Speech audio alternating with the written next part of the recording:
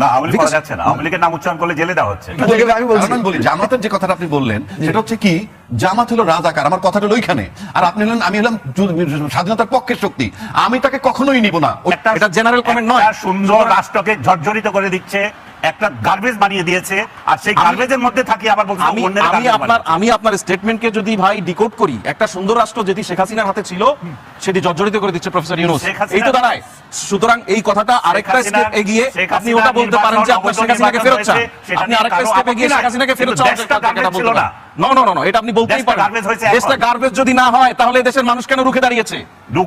Vote দিতে পারে নাই, আর এখন হয়েছে যে ভোট দিও না, তাই দাঁড়িয়েছে না। কথা বলছে ভোটের জন্য রাজনীতি, ভোটের জন্য না শুধু, আর এখন ভোট কিভাবে শুধু যদি ভোটের জন্য 1971 সালে বাংলাদেশে কোনো ইলেকশন কমিশন ছিল না, তার মানে শূন্য থেকে শুরু করতে হয়েছে।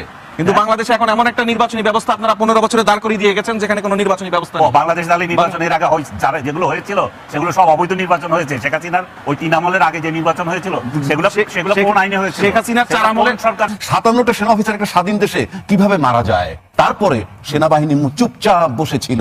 আমরা দেখছি ছোটবেলায় একটা আর্মি অফিসার যদি কোথাও ইনসাল্ট হয়েছে সেই এলাকা চুইসে বেড়াইছে, আর 57টা অফিসার মারা গেছে, গোটা সেনাবাহিনী চুপচাপ বসা ছিল। শেখ হাসিনার 4 আমলের নির্বাচন বিতর্কিত নির্বাচন, এগুলি কোনো নির্বাচন নয়। এর বাইরেরও বহু নির্বাচন নিয়ে দেশে প্রশ্ন আছে। তাহলে কিছু ছিল না, অধিকাংশ ক্ষেত্রেই ছিল না, অধিকাংশ ক্ষেত্রেই ছিল না। এই দেশের প্রতিষ্ঠান দাঁড়ায়নি। এটা তো এটা আপনার পার্সোনাল আগ্রহের জায়গা থেকে বা পার্সোনাল আপনার কোনো ক্ষোভ থাকতে পারে, সেখান থেকে আপনি বলতে পারেন। তো 111 এর ফখরুদ্দিনের পাশে যে জেনারেল সাহেব ছিলেন তখন মাটি কাঁপতো, আর এখন তো ইউনূস সাহেবের পাশে যে আর্মি চিফ আছেন, আর্মি মাঠে আছে ম্যাজিস্ট্রেসি পাওয়ার নিয়ে, মাটি কেন কাঁপে না? একটা বিষয় আসলে দেখলাম যে 111 এই যে আনিস আলমগীর ভাই বলছে 111 এর সরকার দেখিয়ে গেছে দৃশ্যমান অনেক কিছু, আর এই সরকার ব্যর্থ। এই সরকার বাংলাদেশ জন্মের পরে এরকম সরকার আর আসে না। শুরুতে আনিস আলমগীর ভাই আপনার কাছে আসতে চাই যে আসলে আমাদের 5ই আগস্টের আগে রাজনৈতিক দলগুলোর মধ্যে আমরা বিভিন্ন বিষয়ে যে ঐক্য বা ফেসিবাদের বিরুদ্ধে যে ঐক্য দেখেছি, 5ই আগস্টের পরে নানা ইস্যুতে সেই ঐক্যে ফাটল ধরেছে, বিভাজন শুরু হয়েছে। এই বিভাজন চলমান রেখে একটি সুষ্ঠু নির্বাচন কতটা সম্ভব? সাথে এই প্রশ্নটি একটু যুক্ত করে দিই, সুষ্ঠু নির্বাচনের প্রশ্নে সরকার যে উদ্যোগগুলো নিচ্ছে, সরকার যা ভাবছে, সেটিও সুষ্ঠু নির্বাচন বা একটি সুষ্ঠু নির্বাচন অনুষ্ঠিত করার ক্ষেত্রে কতটুকু অনুকূল পরিস্থিতি তৈরি করবে? ধন্যবাদ আপনাকে, আমার সহ আলোচক যারা আছে সবাইকে সালাম এবং শুভেচ্ছা জানিয়ে শুরু করছি। আপনি বিভাজন কোথায় দেখছেন? আমি তো কোনো বিভাজন এখানে দেখছি না রাজনৈতিক দলগুলোর মধ্যে। যে বিএনপি, তারপর জামায়াতে ইসলামী এবং এনসিপি এবং আরো যারা আছেন এখানে, তাদের মধ্যে কিসের বিভাজন? যেগুলো একটা হচ্ছে, এটা হচ্ছে রাজনৈতিক মতদ্বৈধতা। এটা তো হইতেই পারে, এটা যদি না হতো তাহলে তো একদল হতো।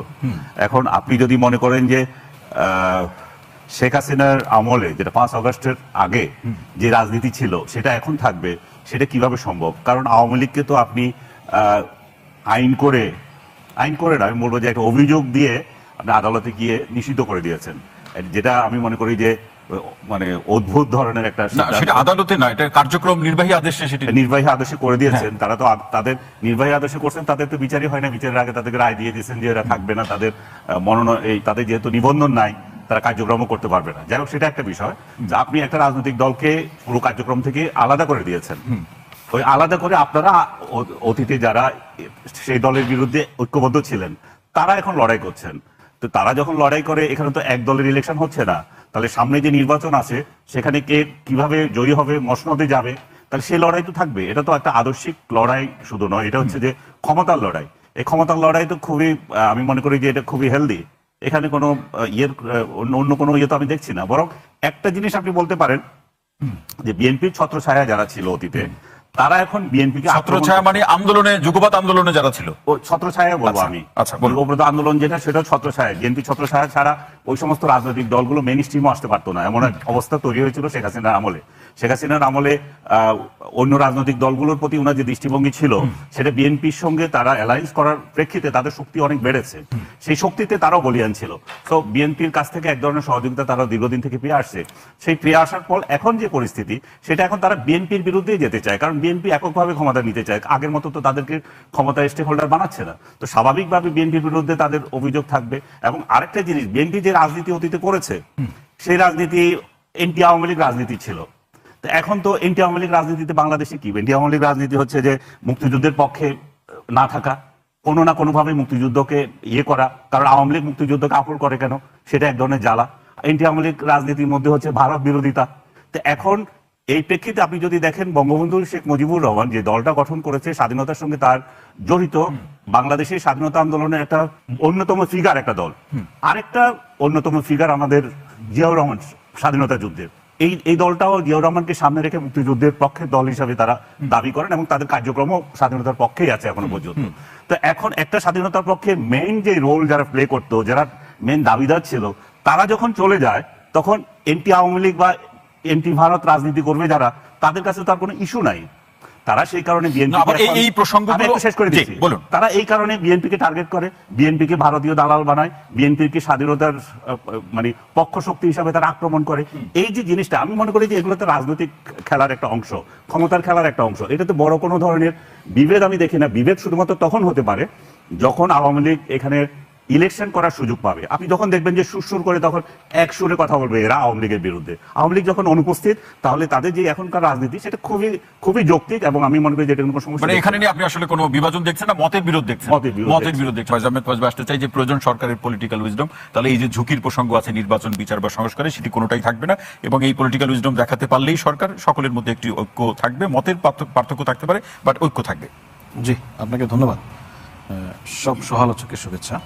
আমার কাছে মনে হয়েছে আপনি শুরু করার সময় যে স্ক্রিপ্টে শুরু করেছেন এটা পূর্ণ। কেন মনে হয়েছে?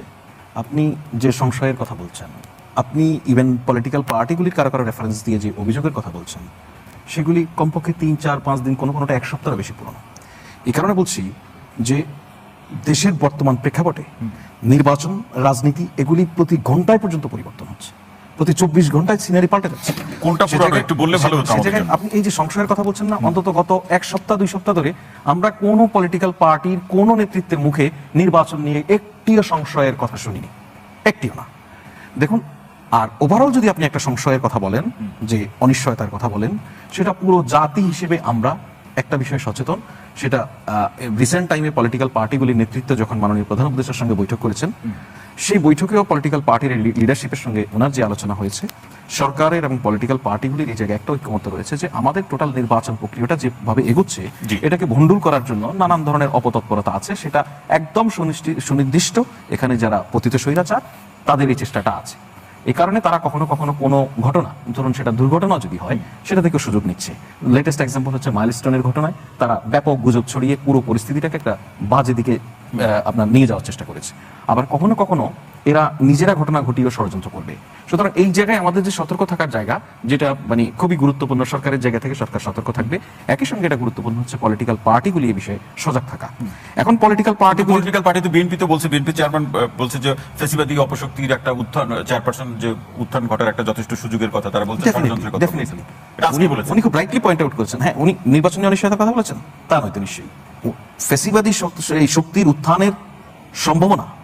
আমি আমাদের দেশে সব সময় নির্বাচনের যখন একটা পরিবেশ থাকে, দেশ যখন নির্বাচনমুখী, সেই সময়টা খুব সেন্সিটিভ থাকে, খুবই স্পর্শকাতর। আপনি তো আওয়ামী লীগের মতো এক দানবের কথা বলছেন, তখন খুব ক্ষুদ্র ক্ষুদ্র যারা মানে অপশক্তি আছে, তারাও নানানভাবে সক্রিয় হয়ে ওঠে নির্বাচনকে ঘিরে। আপনি দেখবেন নির্বাচনকে ঘিরে বিশেষ অভিযান পরিচালনা করতে হয়, অস্ত্র উদ্ধারের জন্য, এটার জন্য, ওইটার জন্য। সেই বাস্তবতায় বিএনপি অ্যাক্টিং চেয়ারম্যান জনাব তারেক রহমান যে কথাটা বলেছেন, উনি খুবই রাইটলি পয়েন্ট আউট করেছেন। উনি বাংলাদেশের এই মুহূর্তের পলিটিক্যাল পার্টিগুলির মধ্যে সবচেয়ে বৃহৎ পলিটিক্যাল পার্টি, তার সরাসরি নেতৃত্ব দিচ্ছেন তিনি। তার কিছু মানে ওভারঅল পলিটিক্যাল রেসপন্সিবিলিটি আছে, শুধু নিজের দল নয়। এই রেসপন্সিবিলিটির জায়গা থেকে আমি মনে করি এটা সবগুলি পলিটিক্যাল পার্টির জন্য এক ধরনের বার্তা। সুতরাং এই জায়গায় আপনি যে অনিশ্চয়তা বা সংশয়ের কথা বলছেন, এটা আমার কাছে খুব বেশি এই মুহূর্তের আলোচনায় যৌক্তিক নয়। ঝুঁকির প্রসঙ্গ, সাইফুল হক ভাই ঝুঁকির প্রসঙ্গ বললো যে বেশ কিছু এটা নির্বাচনের গেজেট প্রকাশ হওয়ার আগ পর্যন্ত ঝুঁকি আছে। আমি যতটুকু নির্বাচনকে বুঝি, এটা নির্বাচিত হয়ে যাওয়া একটা সরকারের জন্য ঝুঁকি আছে। শেখ হাসিনা 2024 সালে যখন নির্বাচনটা সেরে ফেললেন, অনেকেই ধরে নিয়েছে এই হাসিনার আর কোনোভাবেই বিদায় করা সম্ভব নয়। খুব অল্প সময় তিনি বিদায় হয়েছেন। সুতরাং ঝুঁকির জায়গাটা যদি আপনি বলেন, এটা সবসময় থাকে। আমি আপনাকে একটা কনক্লুশনে আসি, আপনার সুবিধা হবে। সাইফুল ভাই যেটা বলেছেন যে বিচারের বিষয়ে দৃশ্যমান হওয়া, দেখুন এখানে নির্বাচন নিয়ে সন্দেহ সংশয়ের যত আলাপ হয়েছে, সবচেয়ে গুরুত্বপূর্ণ কি? সবচেয়ে গুরুত্বপূর্ণ হয়েছে কেউ, আমি যদি একদম ফরমেশনটা বলি, কেউ বিচার, সংস্কার, নির্বাচন এভাবে শুনতে বা বলতে পছন্দ করেন। কেউ সংস্কার, বিচার, নির্বাচন এই ফরমেশনে শুনতে পছন্দ করেন। আবার কেউ নির্বাচন, সংস্কার বিচার এভাবে শুনতে পছন্দ করেন, তাই তো? কিংবা যার মুশকিলটা যেভাবে হচ্ছে- সুবিধা হয় সেভাবে প্রসঙ্গগুলোকে সাজিয়েছেন। আপনার আর আমার বক্তব্য একই কিনা? হ্যাঁ, তো সুতরাং এই জায়গায় আমরা বিচারের বিষয়ে যদি বলি, বিচারের যে ধারায় অগ্রগতি হচ্ছে, এখানে বিজ্ঞ দুজন আইনজীবী আছেন, যে ধারায় অগ্রগতি হচ্ছে এর চেয়ে বেশি আপনি প্রত্যাশা করা উচিত নয়। অবিচার যেন না হয় শেখ হাসিনার প্রতিও, তার আইনি অধিকার সুরক্ষা নিশ্চিত করতে হবে। সুতরাং বিচারটা ঠিকঠাক এগোচ্ছে, পলিটিক্যাল পার্টিগুলোর মধ্যে কনফিডেন্স বিচার নিয়ে যথেষ্ট তৈরি হয়েছে। সংস্কারের বিষয়ে ভাইয়েরা নিয়মিত সংস্কার জন্য যে ঐক্যমত্য কমিশন সেখানে সময় দিচ্ছেন, এটা একটা ঐতিহাসিক ঘটনা ঘটছে। অনেকে পলিটিক্যালি এটাকে এখনো আন্ডারস্ট্যান্ড করতে পারছেন, কেউ কেউ পারছেন না, কেউ কেউ পেরেও স্বীকার করছেন না। আমি বলে রাখি যে এই জায়গাটায় বসে ওনারা আলোচনা করছেন, এটা বাংলাদেশের ইতিহাসে কখনো না কখনো একটা ঐতিহাসিক স্থান হিসেবে পরিণত হবে, সেটা সুতরাং বলছেন। ফজল ভাই। সংস্কারের জায়গাটা হচ্ছে, আর নির্বাচনের যে প্রশ্নটা সেটা নিয়েও কোনো সংশয়ের জায়গা জি, মানে এই প্রসঙ্গ সংশয় কিংবা আরো কোনো ঝুঁকি কি আছে সেটা নিয়ে বিস্তারিত সরকারের যে ভাবনা সেটা নিয়ে পরে আমরা শুনছি। ফয়জ আহমেদ, আপনাকে অসংখ্য ধন্যবাদ। তাবহিনা রাজ্জাকি ভাই, যেটি বাংলাদেশ যাতে কোনোভাবে না হারে, তার আশঙ্কা হলো দু একটি রাজনৈতিক দল জিতে যেতে পারে প্রসঙ্গগুলো উত্থাপনের কারণে, কিন্তু বাংলাদেশ হেরে যেতে পারে, এরকম একটা শঙ্কার কথা বলছেন। আপনি কিভাবে দেখছেন? জনগণ হারলেই দেশ হারে। জনগণ যদি হাইরা যায় তাহলে দেশ হারে। আমি একটা কথা বলি, ভাই একটা কথা পিয়ার পদ্ধতিটা নিয়ে আসছে। জি, মঞ্জু ভাই বলেছেন। এই যে পিয়ার পদ্ধতিটা উনি আনলেন, পিয়ার পদ্ধতির, আমি কিন্তু পিয়ার পদ্ধতির পক্ষ বিপক্ষের লোক না, আমি বলছি আলোচনাটা পিয়ার পদ্ধতির প্রথম প্রফিট হইলো বা সুবিধা হইলেই কারো ভোট বিফলে যায় না, নাম্বার 1। নাম্বার 2, সংসদে প্রত্যেক দলের প্রতিনিধি হিসেবে মাঠে আন্দোলনটা থাকবে না, সব আলোচনা সংসদে হবে। আবার সরকার একটু দুর্বল হয়। এখন আপনি আসেন, যদি আমরা আজকে যে জায়গাটা যাচ্ছি, যে সংস্কারগুলো হবে, যে ঐক্যমত্য কমিশন যেগুলো করবে, সেগুলোকে নেক্সট পার্লামেন্ট পরবর্তী 2 বছরের মধ্যে এটাকে অ্যাপ্রুভাল দিবে, এরকম কথা আছে। পরবর্তী 2 বছরের মধ্যে যদি হয় আর নির্বাচনের পদ্ধতি যদি পিয়ার সিস্টেম না হয়, একটা দল চলে যাবে পার্লামেন্টে, তখন বাকিরা যে স্বাক্ষর করলো, যে আমরা যে স্বাক্ষর করলাম এইটা আমরা অ্যাপ্রুভাল দিব, তারা তো থাকবেই না। তারা তো বলছেন যে বাস্তবায়নের জায়গাটা অনিশ্চিত হয়ে যাবে। হবেই না, আমি নিশ্চিত করে দিচ্ছি। আপনি কোন অবাস্ত, আমি বলে দিচ্ছি হবেই না, নাম্বার 1। তাহলে এই জায়গায় রাজ্জাক ভাই প্রশ্নটা রেখে যায়, এই রাজনৈতিক দলগুলোকে সঙ্গে নিয়ে আলোচনা করেই তো আসলে সেই চূড়ান্ত প্রতিবেদনটি জাতীয় ঐক্যমত্য কমিশন দিবে, তাহলে হবে না কেন? কেন বলছি, একটা পার্ট তো বলে ফেললাম, যেটা বলছি। জি। আনিস আলমগীর ভাই যেমন একটা কথা বলছেন, বাংলাদেশের রাজনীতিতে হলো ক্ষমতার লড়াই। ইনফ্যাক্ট আমি এডমিট করি এটা, ক্ষমতার লড়াই, এখানে আদর্শের লড়াই নাই। ক্ষমতার লড়াই যেখানে, সেখানে আদর্শের লড়াই থাকে না। এবং এই কারণে আমাদের ক্ষমতায় যাওয়ার পদ্ধতিটাও জোরপূর্বক, এবং ক্ষমতায় যাওয়ার পর টিকে থাকাটাও জোরপূর্বক। আমি অতীত যা দেখছি, অন্তত 2-3টা নির্বাচন ছাড়া, যেগুলো 91, 96, 2001 এই পর্যন্ত যদি বলি, বাকিগুলো হইলো যাওয়ার পদ্ধতিটাও জোরপূর্বক। তার মানে সেন্টারে মারামারি হয়। এটার মানে কি? এটা মানে যেতে হবে।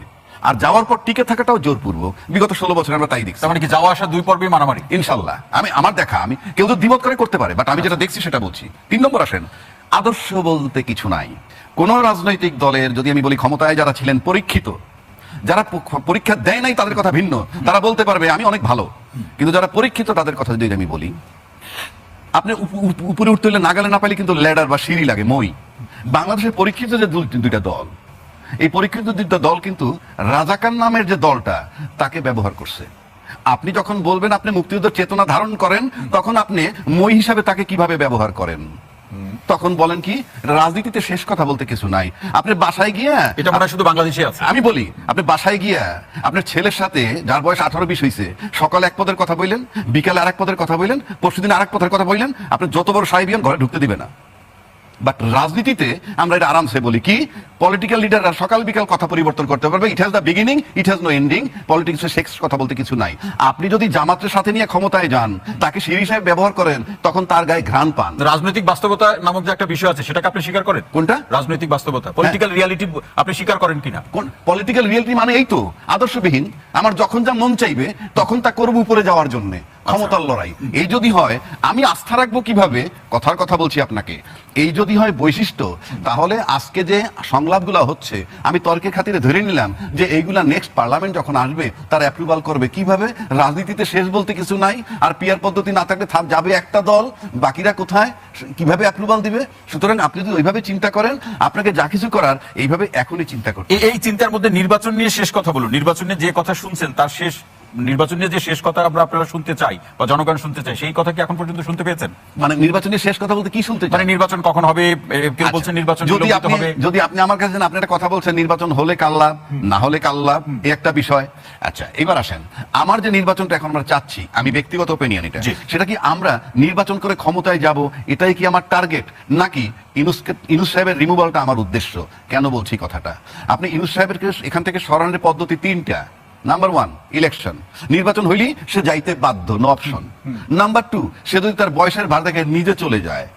নাম্বার 3 যদি নির্বাচন দিল আর কোনো ফেতনা বাজলো বা নির্বাচন দিতে গরিমসি হয় কোনো কারণে, তাহলে আন্দোলনের নামে সরিয়ে দেওয়া। এখন প্রশ্ন হচ্ছে কোনটার সম্ভাবনা বেশি? আচ্ছা, আমার কাছে যেটা মনে হয় ফাইনালি, আমার যদি এইভাবে এট গ্লাস প্রশ্ন করেন, লাভ ক্ষতিটা পরে আসি, সম্ভাবনা হইলো এই ইউনূস সাহেব কোন ফেতনায় যাবেন বইলে আমার কাছে মনে হয় না। কালকে যদি আন্দোলন নামে, একটা পরে শুনবো কোনটা লাভ বেশি সেই শিরোনামটা শুধু বলেন। কোনটা লাভ বেশি? হ্যাঁ, তিনটার মধ্যে কোনটা লাভ বেশি? যদি বর্তমান সরকার আচ্ছা, হাঁটবে, যদি ইউনূস সাহেবের রিমুভাল হয়ে যায় নির্বাচন ছাড়া, তাহলে লাভ আওয়ামী লীগের বেশি। কারণ ইউনূস সাহেব সরে গেল, জি, এনটি আওয়ামী লীগ, আর অন্য কেউ ক্ষমতা আসলো না, তৃতীয়ত কেউ থাকবে, সে পরোক্ষভাবে হইলো আওয়ামী লীগ। তবে আনিস আলমগীর, আপনার কাছে আসতে চাই যে ঐক্যমত্য কমিশনের রাজনৈতিক দলগুলোর সাথে যে নির্বাচন এবং রাজনীতির সংস্কারের যে প্রসঙ্গগুলো নিয়ে আলোচনা হচ্ছে, সেক্ষেত্রে অনেকেই বলার চেষ্টা করছেন খুব স্পষ্ট করে যে বড় দলগুলো নির্বাচন বা রাজনীতির যে বিষয়গুলোকে মেনে নিচ্ছেন, সেটি আসলে বাস্তবতার নিরীক্ষে নির্বাচন যাতে দ্রুত হয় সেই প্রশ্নে মেনে নিচ্ছেন। তাদের এই মতামতের সাথে আপনি একমত কিনা? বড় দলগুলো যেটা মেনে নিচ্ছে, হ্যাঁ, আমার মনে হচ্ছে সবাই উপলব্ধি করে ফেলেছে এর মধ্যে যে ডক্টর ইউনূসের পক্ষে এর থেকে তার সরকারের বড় কিছু দেওয়ার কোনো প্রত্যাশা মানুষ করছে না। কারণ গত 1 বছরে যে পরিস্থিতিতে রাষ্ট্রে বিরাজ করছে, তাতে করে সবাই আল্লাহ আল্লাহ করছে যে কখন উনি বিদায় নেবেন। এবং আমি খুব আশ্চর্য হচ্ছি যে ডক্টর ইউনূস আপনাদের সঙ্গে বৈঠকে, যেদিন সর্বশেষ 3য় দফা বৈঠক করলেন, সেদিন অভিযোগ করলেন যে নির্বাচন বানচাল করার জন্য পতিত স্বৈরাচার এরা এটা ভুন্ডুল করার জন্য ষড়যন্ত্র করছে। এবং সেটা আমি এখন ফয়েজের কণ্ঠেও দেখলাম একই কথা। পতিত স্বৈরাচারের কি কারণে এটা ভুন্ডুল করার চেষ্টা করবে? আমার ভাই রাজাকিও বলেছেন, তারা তো আওয়ামী লীগ তো চায় যত তাড়াতাড়ি যাক ডক্টর ইউনূস, তারা বেঁচে যায়। তারা তো প্রতিদিন বলছে হটাও ইউনূস বাঁচাও বাংলাদেশ। যারা হটাও ইউনূস বাঁচাও বাংলাদেশ করে, তো হটাবে কি করে নির্বাচন যদি না হয়? ডক্টর ইউনূস গত 1 বছরে যেটা করেছে জাতির জন্য, তো একটা ইনস্ট্যান্স এখনো দেখাতে পারেন না। জুলাই অভ্যুত্থানের যে সনদ, সেটা যদি উনি উপহার দিতে পারেন, সেটাতে কি আছে না আছে, এটাতে কোনো যুগান্তকারী পরিবর্তন আসবে কিনা, সেটা একটা বিষয়। আমরা যদি 111-এর সরকার দেখি, তাদের দৃশ্যমান অনেকগুলো কাজ আছে। এখনো আমি যে বর্তমান সরকার ডক্টর মোহাম্মদ ইউনূসের নেতৃত্বে যে অন্তর্বর্তীকালীন সরকার 11 মাসে আপনি তাদের কোনো সফলতাই দেখেন না। আমি সেই জায়গায় বলতেছি, বলুন। দৃশ্যমান কাজ 111 সরকার দেখিয়ে গেছেন, কিন্তু এই সরকারের দৃশ্যমান কাজ এখনো একটাও নাই। দৃশ্যমান কাজ শুধু এটুকু আছে, ডক্টর ইউনূস নিজের 666 কোটি টাকা জনগণের কর নিজে মওকুফ করেছেন। উনি গ্রামীণ ব্যাংকের জন্য 5 বছরের কর মওকুফ করেছেন। উনি গ্রামীণ ব্যাংকের শেয়ার, সরকারের যে শেয়ার, সেটা কেড়ে নিয়েছেন 15%, 25 থেকে 10 করেছেন। সবকিছু উন্নয়ন যা দেখছি, গ্রামীণ ফোনের জন্য বিশেষ সুবিধা দেওয়া, গ্রামীণ ইয়ে করা, ম্যান পাওয়ার ব্যবসা করা, গ্রামীণ বিশ্ববিদ্যালয় দেওয়া, এগুলো খুবই দৃশ্যমান। না, তাহলে সরকার নির্বাচন এবং রাজনৈতিক সংস্কার বা রাষ্ট্রের প্রাতিষ্ঠানিক সংস্কারের প্রশ্নে যে সংস্কার কমিশন এবং যে উদ্যোগ বা আলোচনাগুলো করছে, সেগুলো কি আপনি মনে করছেন লোক দেখানো? আমার মনে হয় যে আজকে খুব ভালো করে এই সরকারের একজন খুবই ঘনিষ্ঠ ব্যক্তি, জি বলুন, ডক্টর দেবপ্রিয় খুব ভালো করে ব্যাখ্যা দিয়েছেন। ডক্টর দেবপ্রিয় বলেছেন এই সরকারের এক্সিট নেওয়ার সময় হয়ে গেছে, কিভাবে এক্সিট নেবে তারা সেটাই চিন্তা করা উচিত। তার কামড় যতটুকু দেওয়ার, সে তার থেকে বড় কামড় দিয়ে বসে আছে, তাতে করে তার কিছুই হচ্ছে না। তো তাহলে আপনি বুঝে দেন যে তাদেরই ঘনিষ্ঠ ব্যক্তিরাই বলছে যে এই সরকার যা করতে যাচ্ছে কিছুই করতে পারবে না, এবং তার অতি তাড়াতাড়ি ইলেকশন কিভাবে দেবে এবং এক্সিট কিভাবে নেবে সেই চেষ্টা করা উচিত। সেক্ষেত্রে যাদের কাছ থেকে এক্সিট নেবে, তারা, উনি সরাসরি বলেছেন যে সনদ তারা করে যাচ্ছে, সেটা যে আগামীতে যে সরকার আসবে সে রাখবে, এর কোনো নিশ্চয়তা আছে? তাহলে আপনি এমন কোনো কিছু করে যায় না যেটা আগামীতে যারা আসবে তারা রাখবে না। আপনি আপনার বিদায় কিভাবে নিবেন, শান্তিপূর্ণভাবে কিভাবে যাবেন সেই চিন্তা করেন। আমিও মনে করি তাই। জি, আনিস আলমগীর অসংখ্য ধন্যবাদ। ফয়েজ ভাই আসতে চাই। ফয়েজ আহমেদ, আসলে যেটি ডক্টর দেবপ্রিয় ভট্টাচার্যের রেফারেন্স দিয়ে যেটি আনিস আলমগীর বলছিলেন যে আসলে সরকারের বিদায় নেওয়ার সময় হয়েছে, এবং আমার প্রশ্ন ছিল যে নির্বাচন এবং রাজনীতির সংস্কারের প্রশ্নে সরকারের উদ্যোগগুলোকে তিনি লোক দেখানো মনে করছেন। আনিস আলমগীর ভাইয়ের কোনো প্রশ্নের রিপ্লাই না দেওয়ার জন্য আমাকে বললে আমি খুশি হতাম। ভাই আমার বড় ভাই, আমি ওনাকে বিব্রত করতে চাই। অ্যাটলিস্ট এই সরকারের একটা অর্জন আমি বলি, আনিস আলমগীর মতো ভাইয়েরা এক্সপোজ হয়েছে। হ্যাঁ, ওনারা যেটা বলছেন, ধরুন সরকারের বিদায় নেওয়ার সময় হয়েছে, এটা ভেরি ট্রু। সরকার নিজে জানে, পলিটিক্যাল পার্টিগুলি জানে, দেশের মানুষ জানে। আনিস আলমগীর ভাই দেখলাম একটা শোতে প্রফেসর ইউনূসের বাড়ির ঠিকানা বলে দিচ্ছে, কোন জায়গায় হামলা করতে হবে, কোন জায়গায় হামলা হতে পারে, এক ধরনের ইনসিস্ট। অতীতে কোনো সময় এই ধরনের বাস্তবতা ছিল না। সুতরাং এই যে কথাগুলি বলতে পারা, এটা একটা বড় ঘটনা যে আপনি এভাবে আলোচনা করা যাচ্ছে। বাক স্বাধীনতা এখন এটা তো অর্জন করা এই দেশের মানুষের, এই বাক স্বাধীনতা রক্ত দিতে হয়েছে এদেশের মানুষের। সুতরাং এখানে মৌলিক আলোচনায় যদি আমি আসি, সেটা হচ্ছে আপনি সরকারের এক্সিট প্ল্যান, এই সরকারকে যারা বসিয়েছে দায়িত্বে কারা? অভ্যুত্থান, রাজনৈতিক দলগুলি সবাই ঐক্যমত্যের ভিত্তিতে। সরকারের এক্সিট প্ল্যান সরকারকে করতে হবে না, সরকারের এক্সিট প্ল্যান এই দেশের জনগণ করবে, অভ্যুত্থানের সকল শক্তি করবে। সরকারের এক্সিট প্ল্যান নিয়ে খুব বেশি দুশ্চিন্তার কিছু নেই। সরকার বা মানে অন্তত 111-এর সরকারের সঙ্গে এটাকে রেফারেন্স দেওয়ার কিছু নাই। এটা একটা অভ্যুত্থানের সরকার, অভ্যুত্থানের মধ্য দিয়ে আসা সরকার। সুতরাং এই সমস্ত আলাপগুলি এটা অহেতুক আলোচনা, বরঞ্চ এই আলাপগুলি তুলে টোটাল যে দেশের এন্টায়ার পলিটিক্যাল পরিবেশটা নির্বাচনমুখী হচ্ছে সেটাকে নানানভাবে প্রশ্নবিদ্ধ করার একটা চেষ্টা। এখানে বহু মানুষ, বহু পক্ষ, দেশি বিদেশি, নানান চক্রান্ত নির্বাচন ঘিরে আছে। না, নির্বাচন কি হচ্ছে এটা যে আপনি বলছেন, এখন পর্যন্ত রাজনৈতিক দলগুলো আপনাদের কাছে মানে সরকারের কাছে নির্বাচনের ডেটটা জানার জন্য বারবার রাজনৈতিক আবেদন নিবেদন জানিয়েছে এবং এখনো জানাচ্ছে, সেই ডেটটা আপনারা এখনো ঘোষণা করছেন না। দেখুন, আমি এখানে ওই সাইফুল ভাই একটা কথা বলেছিলেন, পলিটিক্যাল পার্টিগুলির মাঠের বয়ান আর টেবিলের বয়ান একই রকম নয় কোনো কোনো ক্ষেত্রে। আমি আপনাকে একদম লেটেস্ট একটা এক্সাম্পল দিই। ধরুন জামায়াতের আমির জি গতকালকে জাতিসংঘ আয়োজিত জুলাই পুনর্জাগরণের একটি অনুষ্ঠানে বক্তব্য রাখছিলেন। জামায়াতের আমির বলছিলেন যে দেশের মানুষ চায় বিচার শেষ হোক তারপরে ভোট, কিন্তু এই বিচার শেষ হোক মানে এই নয় যে সব বিচার শেষ হয়ে দিতে হবে। এই বিচার জিনিসটা দৃশ্যমান হবে, মেইন হত্যাকারী, মূল ইন্ধনদাতা এই মানুষগুলি চিহ্নিত হবে, তারা বিচারের মুখোমুখি হবে, এটা মানুষ দেখতে চায়। ওই একই অনুষ্ঠানে বিএনপির মহাসচিব তিনি বলেছেন যে আমরা অনেক কথাই বলি, আমি ওনাকে কোট করছি, আমরা অনেক কথাই বলি, অনেক কথা হয়, কিন্তু এই এক বছরে এই সরকার যা করেছে, এক বছর খুবই অল্প সময় এসব করার জন্য আমি সরকারকে ধন্যবাদ জানাই। এটা বিএনপি মহাসচিবের কথা বলছেন। সুতরাং বাস্তবতা হচ্ছে কি, আপনি এক ধরনের ফ্রাস্ট্রেশন আছে। ফ্রাস্ট্রেশনটা কি? একটা অভ্যুত্থানের পরে জনগণ কি সরকারের পারফরমেন্স নিয়ে রাজনৈতিক দলগুলোর মধ্যে আমি বলছি, আচ্ছা বলুন। একটা অভ্যুত্থানের পর জনগণের মধ্যে এই অভ্যুত্থানের সকল শক্তি, তাদের মধ্যে যে ধরনের আকাশচুম্বী প্রত্যাশা তৈরি হয়, এক বছর এই আকাশচুম্বী প্রত্যাশা তৈরির জন্য যেমন যথেষ্ট সময় নয়, তেমনি আমরা আমাদের প্রত্যাশাটাই ভাবি, কিন্তু ভুলে যাই যে এক বিশাল মানে আপনার ভাঙাচোরা স্তূপের উপর, ধ্বংসযজ্ঞের উপর দাঁড়িয়ে যাত্রাটা শুরু করতে হয়। শূন্য থেকে যাত্রা শুরু করা সহজ, কিন্তু আপনি যেই গার্বেজের মধ্যে এই সরকার দাঁড়িয়ে তার কাজ শুরু করেছে সেটাকে পরিষ্কার করে তারপরে যাত্রা করা, এটা মাইনাস থেকে শুরু করা। সুতরাং কোনটা 1971 সালে যে বাংলাদেশ হলো, যে নতুন সরকারের জয়যাত্রা শুরু হলো, সেটা কি এখন ওইখান থেকেও কঠিন ছিল এই সরকারের জন্য? 1971 সালে বাংলাদেশে কোনো ইলেকশন কমিশন ছিল না, তার মানে শূন্য থেকে শুরু করতে হয়েছে। কিন্তু বাংলাদেশে এখন এমন একটা নির্বাচনী ব্যবস্থা আপনারা 15 বছরে দাঁড় করিয়ে দিয়ে গেছেন যেখানে কোনো নির্বাচনী ব্যবস্থা নেই। বাংলাদেশ দলে নির্বাচনের আগে যেগুলো হয়েছিল সেগুলো সব অবৈধ নির্বাচন হয়েছে। শেখ হাসিনার ওই 3 আমলের আগে যে নির্বাচন হয়েছিল সেগুলো কোন আইনে হয়েছিল? শেখ হাসিনার 4 আমলের সরকারের, শেখ হাসিনার 4 আমলের নির্বাচন বিতর্কিত নির্বাচন, এগুলি কোনো নির্বাচন নয়। এর বাহিরেরও বহু নির্বাচন নিয়ে দেশে প্রশ্ন আছে। তাহলে কিছু ছিল না, অধিকাংশ ক্ষেত্রে ছিল না, অধিকাংশ ক্ষেত্রেই ছিল না। এই দেশের প্রতিষ্ঠান দাঁড়ায়নি। এটা তো এটা আপনার পার্সোনাল আগ্রহের জায়গা থেকে বা পার্সোনাল আপনার কোনো ক্ষোভ থাকতে পারে, সেখান থেকে আপনি বলতে পারেন। এটা জেনারেল কমেন্ট নয়। সুন্দর রাষ্ট্রকে জর্জরিত করে দিচ্ছে, একটা গার্বেজ বানিয়ে দিয়েছে, আর সেই গার্বেজের মধ্যে থাকি আবার বলতে আমি আপনার স্টেটমেন্টকে যদি ভাই ডিকোড করি, একটা সুন্দর রাষ্ট্র যেটি শেখ হাসিনার হাতে ছিল সেটি জর্জরিত করে দিচ্ছে প্রফেসর ইউনূস, এই তো দাঁড়ায়। সুতরাং এই কথাটা আরেকটা স্টেপ এগিয়ে আপনি ওটা বলতে পারেন যে আপনার শেখ হাসিনাকে ফেরত চান, আপনি আরেকটা স্টেপ এগিয়ে শেখ হাসিনাকে ফেরত চান, এটা বলতে পারেন। নো, এটা আপনি বলতেই পারেন।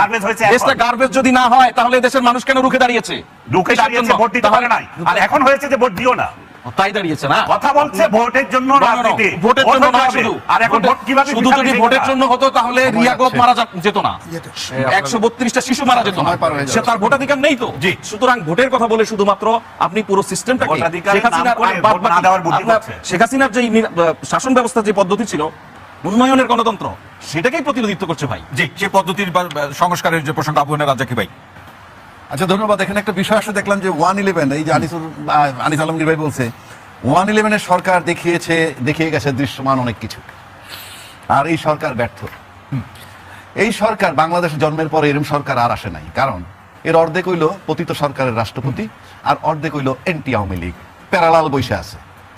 খতিব পলাতক, বাংলাদেশের গভর্নর পলাতক, বিচারকরা পলাতক, পুলিশ 1/3 আসছে, বাকি কিছু পলাতক, কিছু বাসায় ঘুমাচ্ছে, ইত্যাদি ইত্যাদি। এই সিচুয়েশন বাংলাদেশেই প্রথম। এইবার আসি, খুব সিম্পল। দুইজন অরাজনৈতিক ব্যক্তি বাংলাদেশে, একজন না, যে এটা যাওয়ার আগে এটা একটা বলুন, যে পরিস্থিতির কথা বললেন, এটাই সেই বলতেছি আমি। না না, সেই আইন শৃঙ্খলা পরিস্থিতি, কে কোথায় ঘুমাচ্ছে, পুলিশ অ্যাক্টিভ হচ্ছে না, সেটা বললেন। এই পরিস্থিতি কি নির্বাচন না হওয়ার কোনো উদাহরণ কিনা বা বাস্তবতা আমি কিনা? না হওয়ার উদাহরণ কারণ বলছি না, যে কথাটা বলছেন ভাই যে 111 আমরা অনেক কিছু দেখছি, এখন দেখছি না, হ্যাঁ। সেই জায়গাটায় আচ্ছা, বলুন। আমি বলছি ফখরুদ্দিন সাহেব উনি একজন অরাজনৈতিক ব্যক্তি, প্রফেসর ইউনূস উনি একজন অরাজনৈতিক ব্যক্তি। এই দুইজন ব্যক্তির সাথে যদি আমি কম্পেয়ার করি, ন্যাচারালি আমি বলবো প্রফেসর ইউনূস ইজ কোয়ালিফাইড। আমার কথা বলছি। এখন ফখরুদ্দিন সাহেব যখন টেক ওভার করলেন, উনি 2 বছর ছিলেন, ওনার পাশে কিন্তু একজন আর্মি চিফ ছিলেন, মইনুল আহমেদ। আবার এখন যে ইউনূস সাহেব আছেন, তার পাশে একজন আর্মি চিফ আছেন, এবং উনি বলছেন নির্বাচন পর্যন্ত সহযোগিতা করবেন। তো 111 এর ফখরুদ্দিনের পাশে যে জেনারেল সাহেব ছিলেন, তখন মাটি কাঁপতো। আর এখন যে ইউনূস সাহেবের পাশে যে আর্মি চিফ আছেন, আর্মি মাঠে আছে মেসটিসি পাওয়ার নিয়ে, মাটি কেন কাঁপে না? আর মাটি যদি না কাঁপে তাহলে তো আমি বুঝতেছি তো সরকারের কাজ কি মাটি কাঁপানো ভাই? সরকারের কাজ না তো, তো? সাথে একজন জেনারেল আছে, ওখানে একজন জেনারেল ছিলেন। অর্থাৎ ইউনূস সাহেব যদি ব্যর্থ হন আজকে প্রশাসনিক কাজে, একজন ব্যর্থ নয়, দুজন ব্যর্থ। আচ্ছা, তাহলে কাপাকাপি হলে ভোট দিবেন কিভাবে? এইবার আসেন জি। ভোট, যে বিষয়টা আমি বলতেছি, ভোট আপনি দিবেন কিভাবে? আপনি আমাকে বলেন যে আমরা যে আন্দোলনটা করা হয়েছে 16 বছর ধরে, টার্নিং পয়েন্ট হলো ছাত্ররা। জি। সেখানে কিন্তু একটা জিনিস কি, আওয়ামী লীগ দ্বারা নির্যাতিত কিন্তু আজকে সবচেয়ে বড় দল বা রাজনীতির বড় ভাই। জি। আওয়ামী লীগ দ্বারা নির্যাতিত বর্তমানের মেজো ভাই জামাত সাহেবরা, তারপরে ছোট ভাই যারা আছে এনসিপি, 3 ভাই কিন্তু নির্যাতিত। এখন ডিপ্লোমেসির ভাষায় বলে শত্রু শত্রু আমার বন্ধু। তাহলে এনসিপি, জামাত এবং বিএনপি 3 দল একসাথে আন্দোলন করছে, কথার কথা বলছি, তাহলে এদের কমন শত্রু হওয়ার কথা আওয়ামী লীগ। সেক্ষেত্রে আওয়ামী লীগ এখন এনসিপির বিরোধী, আবার বড় দল বড় ভাই বলতেছে এরা নাবালক ইত্যাদি ইত্যাদি। আবার ওই যে জামাতকে সাথে থেকে ছেড়ে দিলাম। শুরুর আলোচনায় বলছিলেন যে রাজনীতিতে শেষ বলে কিছু নাই। না, আমি ওইটাই বলছি। জি। তো তাহলে যেখানে আমার একত্রিত হওয়ার কথা যেসব কমন শত্রুর বিরুদ্ধে, সেখানে তো আমরা এখন ইউনাইটেড নাই। তাহলে আপনি এই যে কমন শত্রুর বিরুদ্ধে আমরা ইউনাইটেড না থাকার মানে হচ্ছে ওই ওই ওকে ওকে আপনার আপার হ্যান্ড দেওয়ার লক্ষণ। এই কারণে বললাম আমি যে কালকে যদি কোনো কারণে নির্বাচন হয়, আমি বলছি নির্বাচন তো হবে, আমরা আশা করি নির্বাচন হইলে কিন্তু আজকের যে রাজনৈতিকভাবে বড় ভাই সে ক্ষমতায় যাবে। এখন ক্ষমতায় যাওয়ার পর ইউনূস সাহেব চলে গেল, জি। তারপর যে পতিত সরকারটা থাকে, যতক্ষণ শ্বাস ততক্ষণ আশ, যতক্ষণ বেঁচে আছে তারা স্বপ্ন দেখবেই। তো সেক্ষেত্রে কি হবে, এই যে যারা নির্বাচনের পরে ক্ষমতায় যাবে তাদের একটা ধাপ বাইরে গেল।